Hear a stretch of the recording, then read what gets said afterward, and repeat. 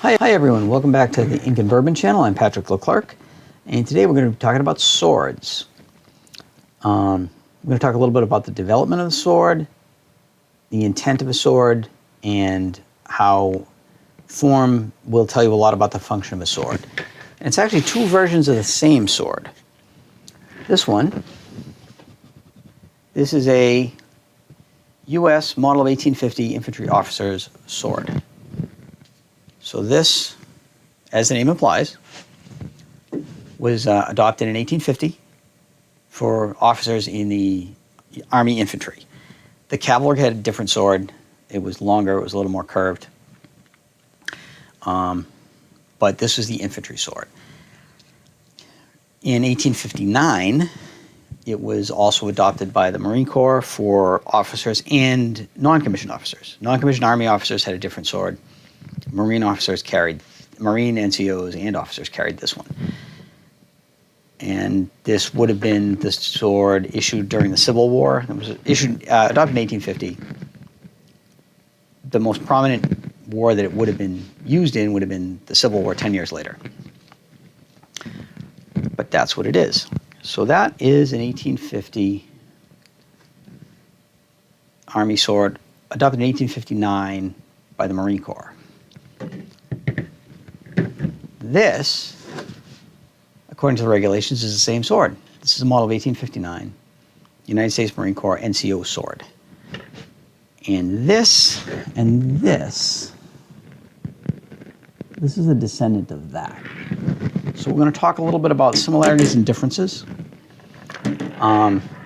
Just an aside, you're going to see me touch the blades of the swords. People are going to say don't do that, and there's good reasons not to do that. There's two reasons you don't want to do it. First of all, some swords are sharp. You don't want to get cut, so you want to be aware of where you touch them and how you touch them.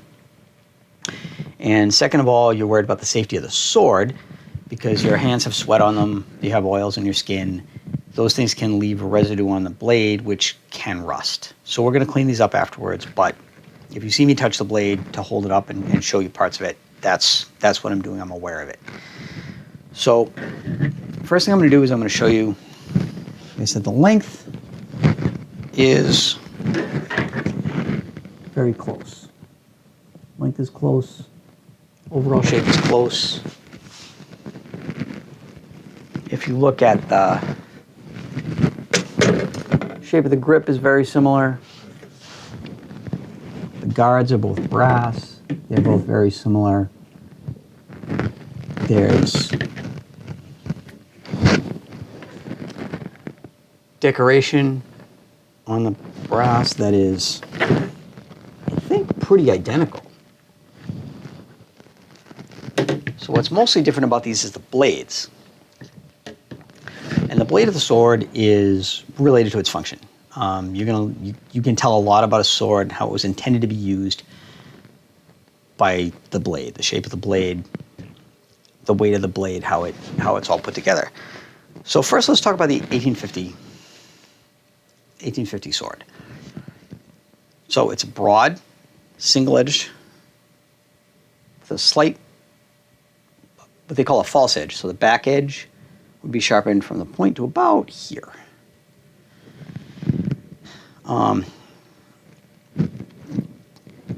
It's got a spear point, and it's slightly curved. It's very slightly curved. So what that tells us, if a sword has a curve in it, that means it's designed to cut. A curve confers no advantage on a thrust. It confers some advantage on a cut. And a slight curve like this, any curve, will help your edge alignment. Because as you swing a curved object, it's going to naturally line up. So you're going to be hitting with the edge. If you are swinging a perfectly straight object, it can turn a little bit. If you hit with the edge a little bit turned, it's not going to cut well. It could slide off, it could skip off, it could just not do what you want to do. A more severe curve, something like a saber. This is an earlier weapon, but that kind of curve, when you swing it, it'll actually draw, as you hit, it'll draw the edge along and help it slice better.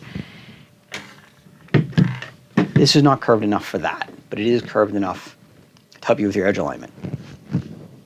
So about the edge, it's got a fairly thick spine, and it tapers down to a very thin edge. If we look at the cross section of the sword, I'm trying to line it up as best I can on the camera. But the blade's overall very thin, and that it's going to cut well because of the width of the blade. The whole cross section is a very narrow wedge, and a narrow wedge is going to cut well. That's the better just shape for that. You'll also see that it's got a fuller in it. That's that groove. Some people call it a blood groove. It was never intended. It's got nothing to do with blood. That's just been passed down. The reason for a fuller is to make the blade lighter and still keep its strength. The same way a steel I-beam is not a solid piece of steel, but it's got that hollowed in the middle, but it's still strong. You're taking away some of the weight of this blade, but keeping it strong. So, like I said, we know because of the shape of the blade that it's useful for a cut. We have taken some weight away from it, and that's to make it more nimble. And because you're going to want to defend yourself with it as well as cutting, you're going to need to move this thing around and parry and block. And it's got a spear point. Because it's got a spear point, that indicates it's probably a thrusting sword. So this is a cut and thrust sword. Now to look at the context, this was adopted in 1850. In 1850, it was still seen as an expected part of combat that you could get into hand-to-hand combat. This was no longer primarily how battles were decided. Most fighting was done with firearms, with cannon, but it was still seen as a reasonable probability that you could wind up in hand-to-hand combat, and that was because prior to 1850, most armies were using muzzle-loading muskets, which they were generally smooth bore. They weren't terribly accurate, weren't terribly long range, and they took 20 to 30 seconds to reload. So you couldn't shoot from a great distance, and by the time you were in range and you could hit your opponent, you got one shot, and then it was going to take you 20 seconds to reload. So if he wanted to reach you and engage you in hand-to-hand combat, he probably could. So that's why the soldiers, with anybody with a musket would have had a bayonet, and the officers who do not carry a musket carry a sword. The reason you don't give the officer a musket is you want him concentrating on situational awareness and looking all over the field and being able to see threats and order their men around. Whereas if you're using a musket and you're trying to aim it at somebody who's shooting at you, that narrows your focus. And when you're reloading, it's a technical exercise that you don't want to be looking around while you're reloading. You want to be focusing on what you're doing because it's complicated. You don't want to do it wrong. So that's why officers in the 1800s did not generally carry muskets. They carried a sword. They may, because their job wasn't to fight, their job was to lead, but when the enemy got up close and personal, when the enemy have reached your line and they're going to attack you, you need somebody to defend yourself. So that's where this comes in. So now, talk a little bit about the edge. The edge would have been sharp all along this edge, and it would have been sharp along the back edge to about here. And you can tell that because the spine of the blade is thick to that point, and then this whole thing kind of flattens out. The reason you're going to sharpen the back, obviously you sharpen the front of your blade because that's what you're going to hit people with. You sharpen the back of the blade too, just the tip of it, and just the tip. There's a couple of tricky fencing moves where you might strike with the back of the blade, and they're kind of effective, but that's not the real reason you sharpen the back. The real reason you sharpen the back was to help with a thrust. So you've got a nice spear point there. you've got to look at what the targets were in the 19th century. We're past the age of armor. Very few troops are wearing any kind of armor by that time. Now, before anybody points out the few examples there were, in the Napoleonic era, there were units that still wore breastplates and helmets. A couple of cavalry units still had that. There were a couple of companies that sold breastplates to Civil War soldiers. So it's not impossible that somebody wore armor, but largely that the era of armored soldiers is largely gone. But what people were wearing were heavy wool coats. And generally, you'd have a couple layers. You'd have your heavy wool coat. You might have a waistcoat under that. You'd have a linen shirt under that. So this sword, if you strike an enemy, it might be encountering multiple layers of heavy cloth.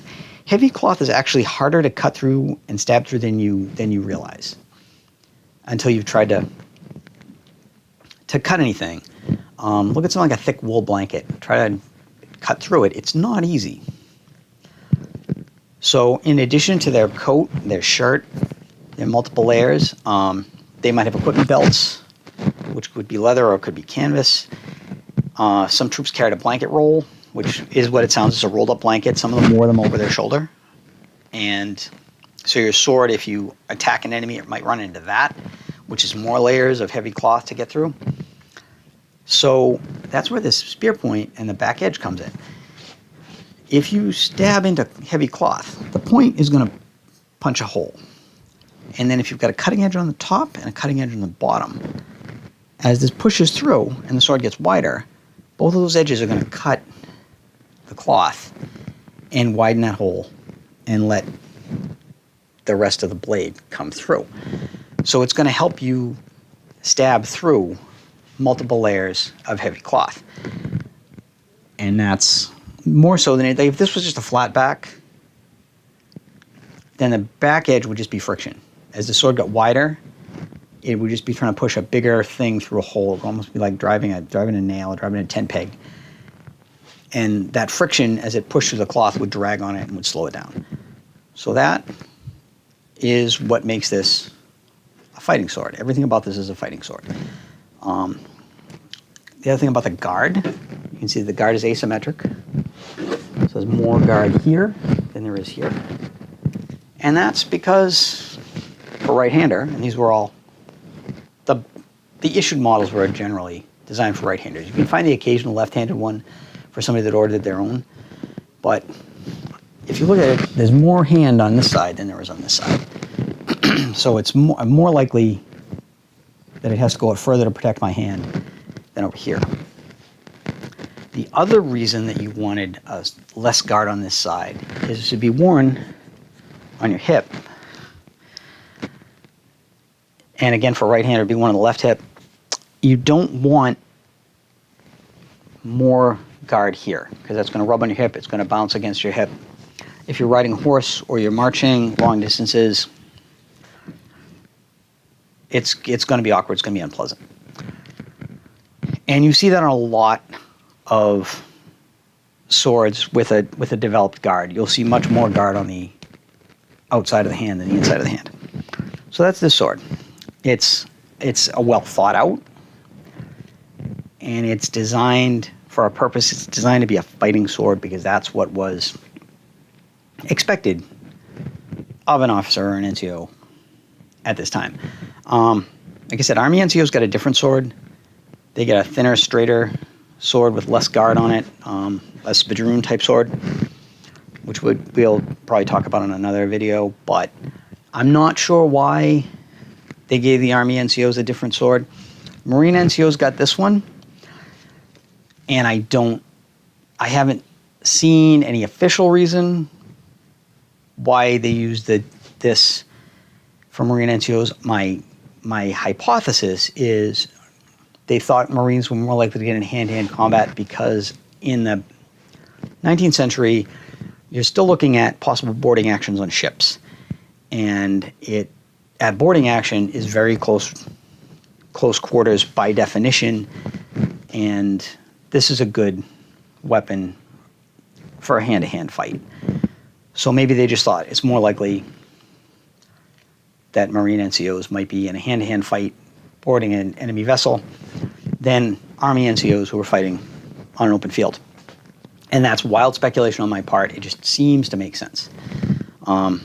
So that's this sword. The reason I bring up the Marine Corps is this is a United States Marine Corps sword. This is a modern United States Marine Corps sword. It's not really new. This one is an original 1850. This is also an authentic antique, but this is more like you could still get one of these today. This one is not new. This is 70, 80 years old. But, like I said, it's still called U.S. Marine NCO sword, 1859, which was when the 1850 was adopted by the Marines. And you can see it's the same guard.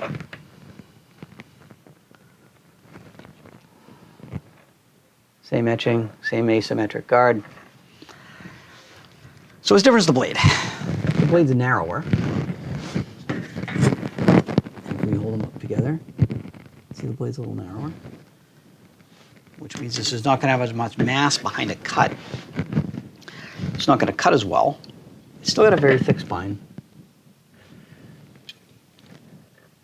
Thins down, but it thins down over a shorter distance. So instead of this kind of a wedge, it's got this kind of a wedge, which is not going to cut as well.